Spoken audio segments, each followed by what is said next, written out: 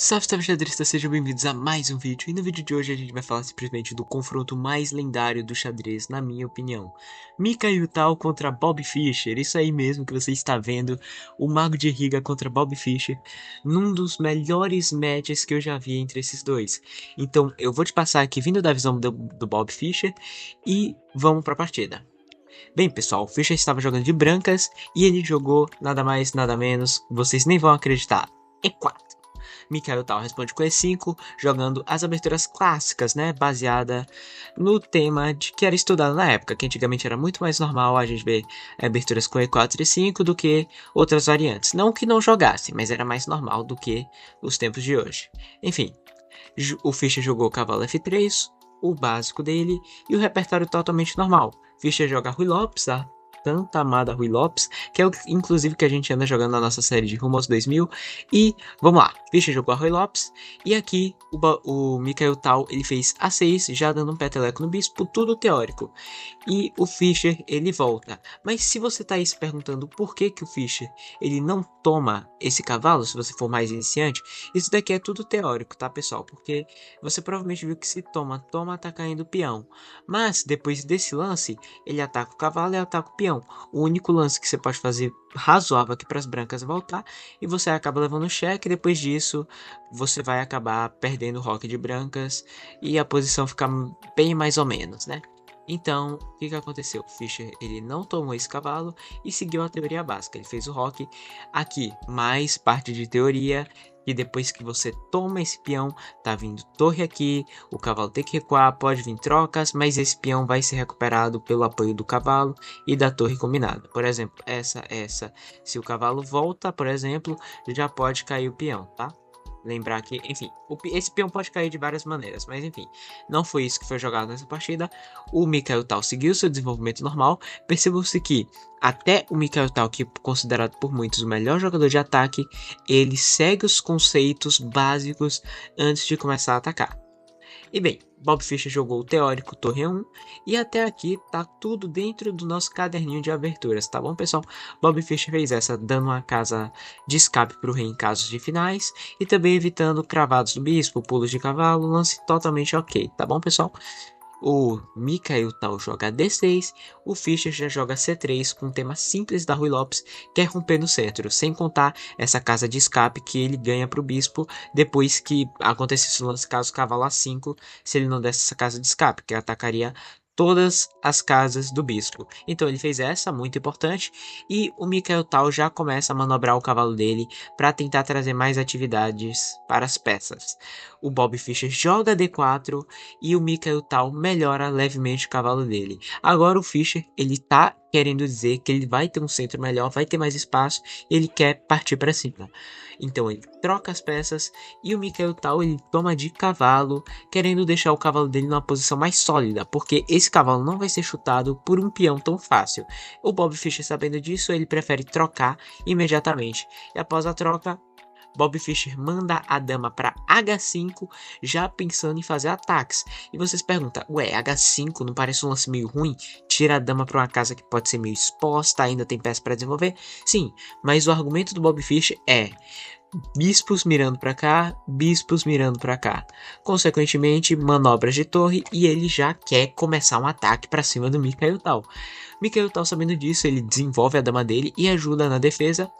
Fischer começa a melhorar as peças dele, bispo E6 é jogado ofertando a troca dos bispos e o Fischer ignora completamente, melhorando a posição do seu cavalo e trazendo mais uma peça para a atividade aqui desse ataque que ele está querendo fazer. O Mikhail Tal, sabendo disso, troca os bispos, esse bispo que é considerado bispo espanhol agora não está mais em jogo, e ele que também seria o responsável pro ataque das brancas, né? Então o Mikhail Tal prefere trocar e dobrar esses peões.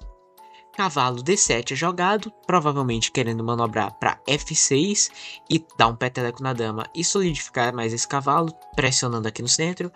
Bob Fischer joga B4, melhorando levemente a estrutura de peões dele. Torre D8 é jogada, totalmente pacífico da parte do Mikhail Tal e já preparando o contra-jogo dele. Porque pro Mikhail Tal, depois que ele solidificar aqui totalmente a posição, ele vai aproveitar o tema da coluna aberta já para gerar contra-jogos, talvez infiltrar aqui na sétima futuramente, caçar peões, aproveitar esse tema dos peões dobrados e dentre outros fatores que o Mikhail Tal podia fazer. Bispo G5 do Bob Fischer é jogado e F6 por parte do Mikhail Tal.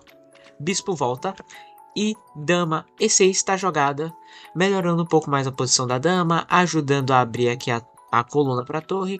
E o Bob Fischer, sabendo que ele está ajudando, né, esse lance ajuda a tentar abrir a coluna, ele vai também tentar dominar a coluna. C5 é jogado de Mikhail Tal. Perceba-se que você não pode tomar esse peão. Você não ganha, na verdade, esse peão se você tomar, porque tem o cavalo e o bispo defendendo. Sem contar que vai vir uma guerra forte aqui pela diagonal. Então, Bob Fischer joga o lance cavalo H4, usando agora, aproveitando do centro um pouco mais lento para partir para o ataque o mais rápido possível. Mikhail Tal ele joga um lance bem defensivo, bispo F8 e de repente F5 pela parte do Bob Fischer. E aí você bate o olho e percebe, ué, Bob Fischer levou um garfo? É isso mesmo que eu tô vendo? Não é possível. Será que o Tal viu isso? E a sua resposta é sim. O Tal viu isso, garfo da parte do Mikhail Tal, ataca o cavalo, ataca a dama, mas não se preocupe, isso daqui não ganhou uma peça, porque depois de dama G4, o rei está cravado, e não, o cavalo não está caindo, porque agora não dá para o peão tomar. Mas, sabendo disso, Mikhail Tal só tirou o rei da cara da dama, e agora sim, o cavalo estaria caindo. E aqui vem um lance excelente da parte do Bob Fischer, que é um lance bem legal de perceber, né, porque é um lance atrativo, que é cavalo H6, cheque. Porque parece que ele está sacrificando um cavalo com esse cheque. E realmente ele está sacrificando, mas não é bem um sacrifício. Porque agora ele tem dama captura em E6. E depois que o rei retoma, a gente está recuperando o bispo. E a gente tem uma posição bem equilibrada para ambos os lados. Vem a troca, deixando os peões dobrados mais soltos, né? Deixando 3 peões aqui soltos.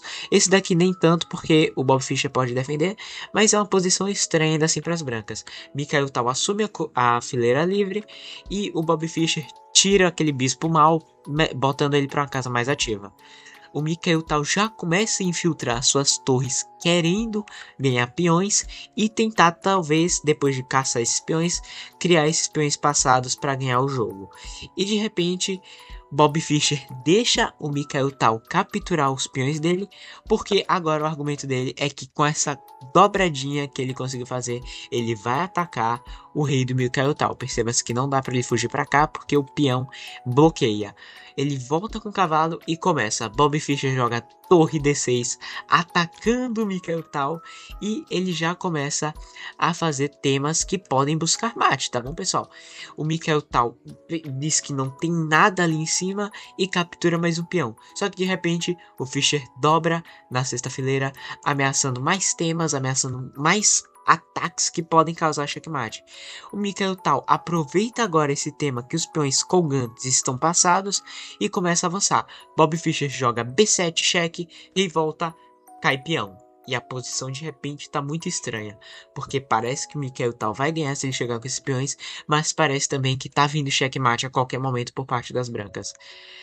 O Mikhail Tal joga a torre E8, tentando solidificar um pouco mais, não deixando esse peão cair caso aconteça, e melhorando um pouco, não melhorando necessariamente, mas pelo menos ajudando um pouco aqui para não levar checkmate. Torre F7 é jogado pela parte do Bob Fischer, e cavalo E6 defendendo tudo, aparentemente. Só que de repente cai mais um peão, e a gente está materialmente igualado para os dois lados. Mikhail Tal, ele avança o peão dele, e de repente, o Bob Fischer joga A7, tentando minimizar todo esse dano que vem por parte das pretas, né? Porque se esses peões passar, acaba o jogo. O Mikhail Tal oferece a troca das torres, porque se ele trocar, ele fica totalmente ganho. Não dá para parar essa avalanche, não tão fácil pelo menos. E o Fischer joga torre G7, sacrificando a torre inteira.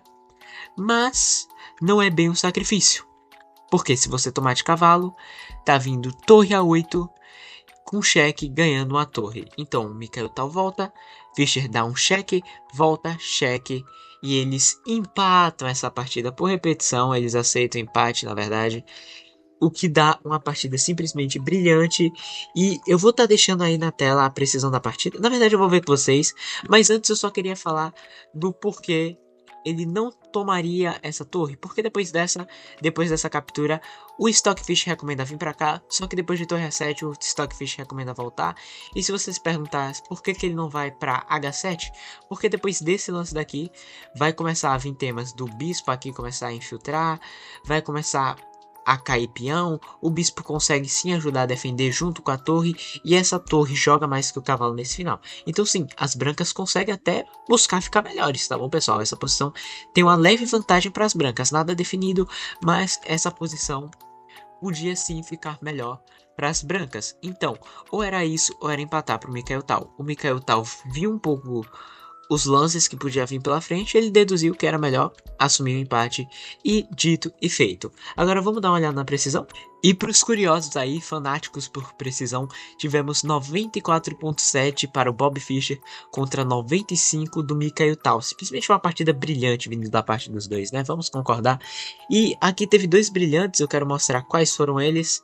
O brilhante número 1 foi aquele sacrifício de torre que a gente viu, e o brilhante número 2 foi o sacrifício de torre novamente que ele fez para empatar. Porque dito isso, o Mikhail Tal, se ele aceitasse, como a gente viu, dava para até ficar melhor para as brancas. Então, isso daqui foi um jeito de empatar, porque querendo ou não, se ele não empatasse essa partida, ele ia acabar trocando as torres, ou os peões iam começar a avançar, e isso ocasionaria numa derrota, tá bom, pessoal? E foi por isso que isso é um lance brilhante, e eu espero que vocês tenham gostado, espero que vocês tenham achado bem legal essa partida entre duas lendas do xadrez.